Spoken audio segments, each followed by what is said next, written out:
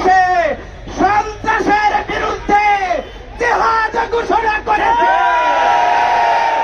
এই জিহাদ থেকে যারা পিছপা হবে তারা জাতির বেঈমান হিসেবে। আজকে আমরা বিশেষভাবে বলছি, কোন একটি রাজনৈতিক গোষ্ঠী সন্ত্রাসীদের পৃষ্ঠপোষকতা করছে, আবার তারা সাংবাদিকদের সামনে এসে মিথ্যা কথা উপস্থাপন করে সন্ত্রাসীদের তাদের পরিচয় দেওয়া থেকে বিরত থাকছে। সংগ্রামী তৌহিদি জনতা, আমি আজকে নাম উল্লেখ করে বলতে চাই না শেরপুরে কারা চাঁদাবাজি করে, কারা সন্ত্রাসী করে, এ বিষয়ে প্রত্যেকজন ব্যবসায়ী আপামর শেরপুরবাসী অবগত রয়েছে কিনা। সংগ্রামী জনতা, বাংলাদেশটাকে আমরা মুক্ত করেছি একটি শান্তির সমাজ গড়ে তোলার জন্য। আজকে সেই সমাজে গত 6 মাসের হিসাব যদি দেখি, প্রায় 113 অধিক মানুষকে তারা হত্যা করেছে। এই হত্যাকাণ্ডের বিচারের জবাব বিএনপিকে দিতে হবে। আমি বলবো, আপনাদের হাতে এখনো সময় আছে, আপনারা শুভ রাজনীতি করুন, সৎ পথে আসুন, বাংলাদেশের মানুষ আপনাদেরকে সাধুবাদ জানাবে।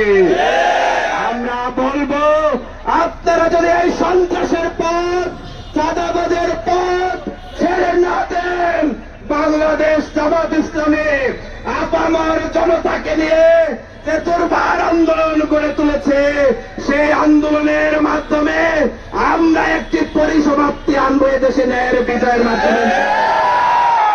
সংগ্রামী তৌহিদি জনতা, আমরা শেরপুরটা আমাদের শহীদের রক্তের, সুতরাং শেরপুরের 3টি আসনকে শহীদের রক্তের বদলা হিসেবে আমরা শেরপুরবাসীর কাছে ভিক্ষা চাইছি। আমাদের শহীদ কামরুজ্জামানের যে ভালোবাসা দেখিয়েছেন বিগত দিনে, আগামী দিনে আমাদেরকে ব্যালট বিপ্লবের মাধ্যমে সেই ভালোবাসার পূর্ণরূপ দিবেন ইনশাআল্লাহ। বিশেষভাবে আমি আমার প্রতিপক্ষ বিএনপি সহ অন্যান্য রাজনৈতিক দলগুলোকে বলবো, আপনারা বাংলাদেশে সৎ রাজনীতি করুন, পুলিশ প্রশাসনকে সহযোগিতা করুন, মানুষের পাশে থাকুন।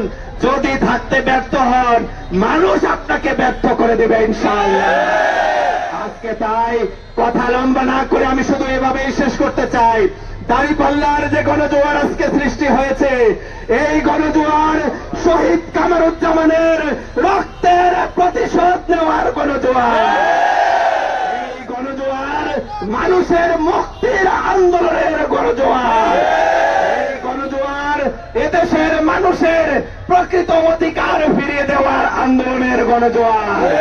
তাই আমাদের সামনে নানান কায়দায় সন্ত্রাসী উদ্যোগ নিয়ে যদি কেউ আসতে চান, আমরা তাদের সাবধান সতর্ক করে দিচ্ছি। শেরপুরের মানুষ আপাতত ধৈর্য ধরেছে, মানে আপনারা একথা মনে করে নিয়েন না যা ইচ্ছা তাই করবেন। আগামী দিনে যদি কোন সন্ত্রাসী কার্যক্রম কেউ করে, সেটা দলীয় ব্যানারে হোক অথবা অন্য যে কোনো ভাবে, তাদেরকে প্রতিহত করার জন্য আপনারা প্রস্তুত আছেন?